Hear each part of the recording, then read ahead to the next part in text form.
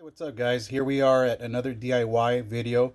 Very simple video. If you're going through this issue with a very commonly used tool that we all have at home, or most people do, I'll show you how to fix it and what could be the symptom that you're experiencing and the issue that is causing that symptom. So first and foremost, we have this Dremel Moto tool here. This is the Model 275, but the part that I'm going to be replacing, as I'm aware, is very common, and it should be the same part.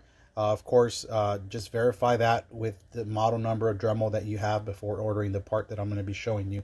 So with this Dremel tool here, we have an issue, okay? It's currently in off position, it's connected, and I'll show you what happens when we turn it on. Basically nothing happens, right? What all we get is a motor that's turning, but the actual shaft itself doesn't turn.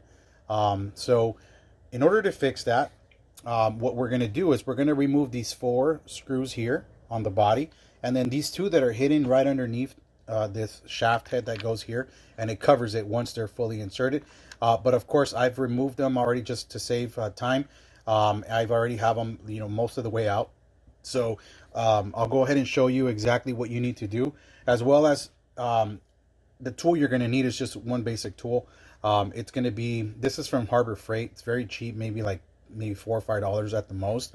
And what you're going to need is you're going to need the number 2 and the number 2.5 Allen wrench. Okay. These are Torx screws. You can see the little star head on these screws. But I'm not going to go and try to look for those. This is not that important for me to find them, but we'll go ahead and just, to save time, we'll use the most commonly used hex Allen wrenches here, and remove these. Okay, so once we're removing these screws, we're going to see what the guts look like of this Dremel, and we're going to see exactly what the issue is. I was very surprised myself when I first took it apart, and I was like, hey, why isn't this thing turning? I really needed a Dremel tool and it wasn't turning. And so I realized that there's really nothing mechanical outside to look into, except open it up and see what's going on. And sure enough, as soon as I opened it up, I don't know how, but maybe the heat that the motor causes, I'm not sure, but this particular part we're going to be replacing today was disintegrated. I mean, as soon as I took it off and I even touched it, that thing just crumbled to the ground. It was horrible. All right, so here we go. This is what the inside of your Dremel tool looks like, okay? And just be very safe. Disconnect the Dremel tool before you go into this, because you can get shocked, and if you do, it's not my fault. That'll be your fault. Okay, so the part that I actually needed is, it goes in here, okay? This part right here, it's like a little plastic piece that connects both the motor and the head, and it makes it turn. Okay, so they work in conjunction to make the rotary end work. Okay, and what I've gone ahead and ordered, I went on Amazon. I believe it was Amazon where I ordered this from, and it's a very cheap part. It's like $5 or $6, because if you try to go through Dremel, they no longer sell it. You'll see that if you look up your part number, it's discontinued, so you have to look for it aftermarket. This is, I'm not sure if this will help you, but this isn't what I looked up. This says Dremel 395, and I'm sorry if the camera is not adjusting correctly. Give me 1 second. There we go.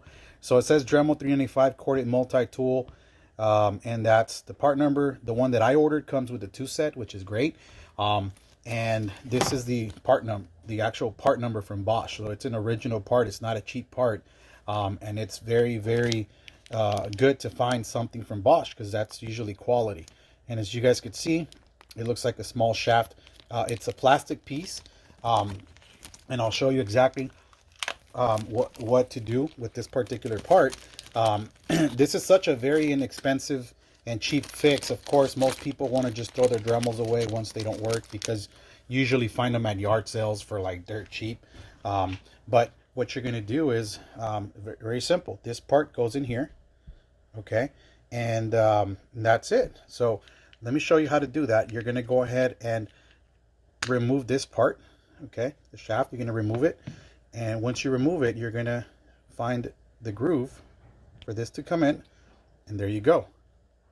Okay, it's very simple. I mean, this is probably one of the cheapest things and most effective ways to replace something. And there you go. You're gonna slide that in there, but make sure that once you slide it in there, you go ahead and move the shaft up so that you can put this back into place. Okay, and there we go. That's all you need to do. There's nothing else to it. There's no other mechanical parts. Of course, if your motor is not spinning or you don't hear the spinning cylinder, then obviously there's something else wrong with your Dremel, and I'm not going to get into that because this is a DIY for a quick, easy fix. Okay, so we're going to put everything back together. And for time purposes, I'm going to pause the video and just put everything back together so that we can go ahead and start off when we're about to test the product. All right, guys, so everything's been put back together. All 4 screws are back in its place, nicely torqued. Once again, do not torque these screws very hard, as if you do, you can go ahead and crack the casing. And the last thing for me to do is just basically put this this cover over, which just screws just like any other screw. And there you go. All right, so the moment of truth now is we're going to go ahead and plug this up. Okay, we're going to plug it up, and then now we're going to go ahead and test it. So before, as soon as we turned it on, we didn't get any shaft movement up here. Of course, just the vibration would make it kind of move a bit. But what we should be getting right now is a full revolution, you know, spins, just like any other Dremel that should be working fine. So here we go.